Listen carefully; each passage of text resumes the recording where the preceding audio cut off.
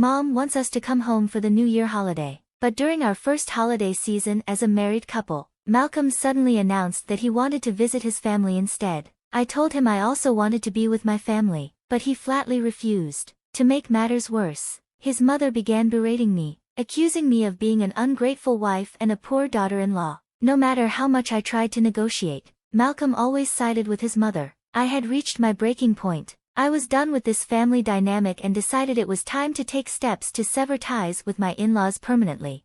My name is Abby, and I'm 28 years old. I married Malcolm, my boyfriend of 2 years, and our newlywed life had been going smoothly. Both of us work full-time, so we share the household chores equally. I wanted to ensure that I wasn't left with all the housework just because I'm a woman, so I made sure Malcolm did his part. My job and personal life were fulfilling, and I even started considering having a child once things settled down.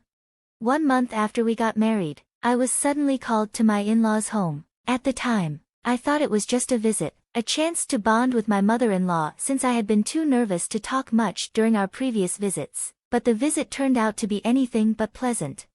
As soon as Malcolm and I arrived and took our seats in the living room, my mother-in-law's voice cut through the room. "Abby, why are you sitting there so leisurely? Make me some tea." Caught off guard, I apologized. "I'm sorry, I thought I was a guest here. I didn't expect to be treated like a servant." My mother-in-law watched me prepare the tea with growing impatience. "You're taking too long. It's common sense to warm the cup first," she huffed. Malcolm and my father-in-law remained silent. I wondered why she didn't just make the tea herself if she had so many complaints. My tea-making skills might not have been perfect, but I was frustrated by her rigid expectations.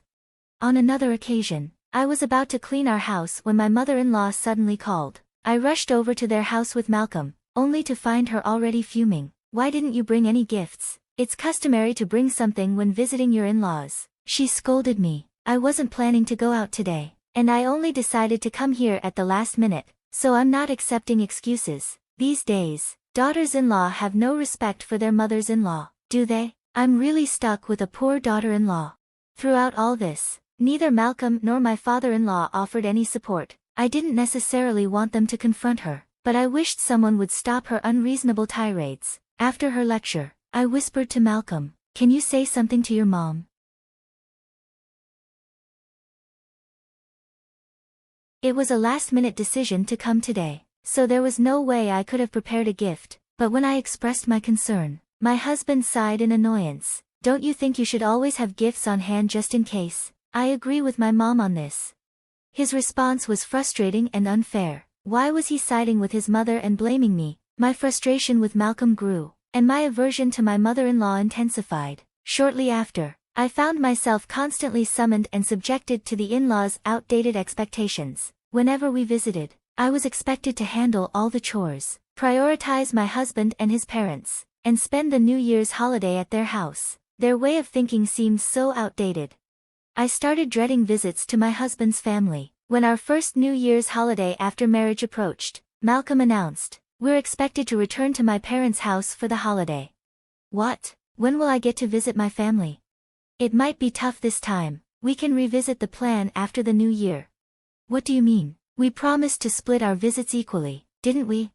I was furious at Malcolm's dismissiveness. He responded with irritation. "It can't be helped now. No use in arguing about it." His indifference was infuriating. We had agreed to visit both families regularly, and we had rented an apartment between our parents' homes to facilitate this. Yet, we had visited his parents 6 times and only my family once. Now, Malcolm wanted us to stay at his parents' house from the end of work until work resumed. I couldn't accept such an unreasonable plan and demanded, "I want to visit my family before work starts again."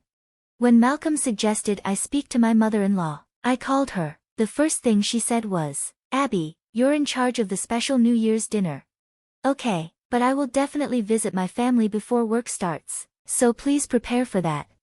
Her response was immediate and harsh. "Prioritizing your own family? You lack the awareness of a daughter-in-law." She lectured me for an hour over the phone, leaving me utterly drained. When I shared my frustration with Malcolm, he casually replied, "Mom just wants you to be a good wife. She says she wants you to be someone who fits into our family."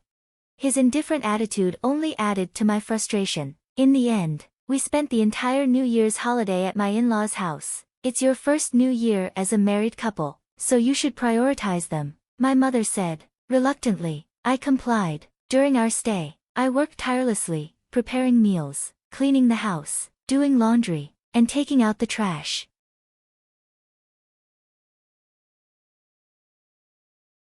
I ended up handling everything on my own. Whenever I asked my husband for help, he would scold me. Abby, this is your responsibility as a wife. Malcolm works hard, so it's only right that he rests during the New Year's holiday. You're being inconsiderate. I work full-time too, you know, I retorted silently. Because of you, I haven't had a chance to rest at all during the holidays. Despite my frustration, I didn't want to start the year off with a fight. It was our first New Year as a married couple, so I gritted my teeth and endured the holiday at my in-laws' house. I hadn't seen my family since the year began. Malcolm casually said, "I'm tired, I'll stay home," leaving me to visit my family alone. That was probably when I started losing trust in him. I had plenty of grievances with my mother-in-law and the rest of his family, but more than that, I was fed up with Malcolm's dismissive attitude whenever I tried to discuss things with him. Even after the new year, my mother-in-law's harassment continued. When I refused to visit her home, she began calling me every day. By the time I woke up, there would be about 10 missed calls. Concerned, I'd call back only to be met with her yelling. "So, you finally woke up. You're failing in your duties as a wife. You should be up at 5 a.m. every day making a nutritious meal for Malcolm. Even if I get home late from work, I hear you're not managing your responsibilities properly. Malcolm says it's unacceptable for a wife to stay out late. A wife who doesn't come home before her husband is the worst. Prioritize your home, you heartless girl. Actually, I earn more than your son and contribute more to our living expenses," I nearly said many times, but I kept it to myself and just brushed off her comments with a, yeah. Gradually, I stopped answering her calls and deleted her voicemails without listening to them. This continued for about a year, until the dreaded season came around again. As expected, Malcolm was relentless, insisting, "Mom says you should come home for the New Year's holiday." This time, I firmly told him, "I'm not going this year. I can't take it anymore. I'm not a housekeeper." Malcolm, annoyed by my decision, grumbled, "Abby, don't upset my mom. You married me, so you need to be considerate of my family." Excuse me, you never even bother to properly engage with my family. I've been working hard to build a good relationship with your mother, and that's why my mom is always upset, right? You need to put in more effort. Put in more effort, as if I'm the only one at fault here. My anger boiled over as my husband delivered his final blow. "Let me be clear, Abby, Mom's angry because you're a failure. Do you understand that?" At that moment, the dam I had barely been holding back broke. "A failure? It's my fault. I've been putting his family first for his sake and putting up with everything." I took a deep breath and looked him straight in the eye. "I'm cutting ties with your family. I will never see your father and mother again." My husband looked momentarily shocked, but it quickly became clear that further argument would be pointless. Surprisingly, he conceded, all right, I get it. I'll go home alone for the holidays." Our relationship grew strained after that. We spoke less at home, but honestly, I didn't care. For the first time in a while, I was able to spend New Year's with my own family, and that made me incredibly happy. When I arrived at my parents' house, my mom looked at me with concern. "Abby, is everything okay with Malcolm's family? I'm worried." "I'm fine, Mom. I made it clear to Malcolm that I won't be involved with them anymore." "I see. I hope everything will be all right." My mom still seemed uneasy, concerned in her own way about my relationship with my in-laws. After enjoying my time at home and leaving the housework to Mom, I was relaxing when the doorbell rang. "Coming," I called out as I went to answer, only to find Malcolm standing there, looking exhausted. What?" I was taken aback. I invited him in, but he remained silent, losing patience. I demanded an explanation. "What's going on? Weren't you supposed to be going to your parents' house today, Malcolm?" Slowly, Malcolm began to speak. "Mom said to bring Abby." Again, how relentless can my mother-in-law be? Despite my outrage, I stood firm. "Didn't I make it clear that I'm not going to your parents' house anymore? When I said I was cutting ties, you agreed, right?" "Yeah, but Mom's furious. She thinks it's unacceptable for a daughter-in-law not to visit her in-laws." "I don't care. I can't handle your mother's harassment anymore. And I'm fed up with your father's indifference too. I don't plan to see them ever again. Malcolm pleaded. That's a problem. Like Mom said, Abby, you married into this family. Please consider my position. Your position? Are you kidding me? What era are you living in? I vented my frustration. Enough is enough. I didn't marry to become your parents' housekeeper. I'm done with in-laws who harass me and a husband who doesn't stand up for me. I had never spoken so forcefully before. My husband flinched, but it felt insufficient compared to the humiliation I had endured. If you continue to side with your mother, I'll divorce you. Divorce? You can't be serious. I am serious. Being mistreated just because I'm your wife. Living with a husband who won't support me and always follows his mother's demands, I'd be far happier alone. When he realized I was serious about the divorce, his face went pale. Just then, his phone rang, and I saw the name on the screen, his mother. Hello, my husband answered in a strained voice. Even from where I stood, I could hear his mother's loud, demanding voice on the other end. Frustrated by my husband's hesitation, I grabbed the phone from him.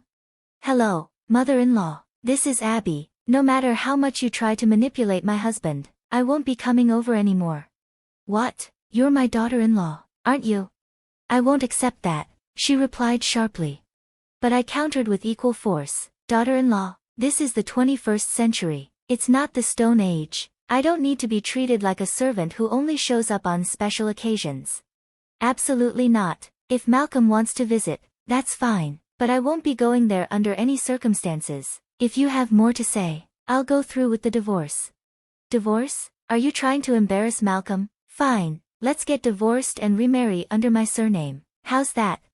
That's absurd. I won't agree to that. Do whatever you want. Regardless of what you say, I have no intention of dealing with you anymore. Goodbye. I hung up decisively and turned to my husband. Here's the deal. If you continue to side with your mother, we'll get a divorce. But if you understand my perspective and treat me as an equal, I'm willing to move forward.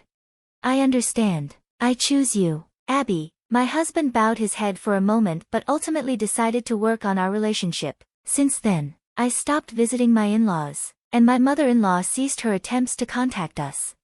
Reflecting on his past behavior, my husband now regularly visits my parents. They, in turn, treat him with great affection, as if he were their own son. We know we'll face challenges ahead, but I'm committed to working through them with the husband who chose to stand by me.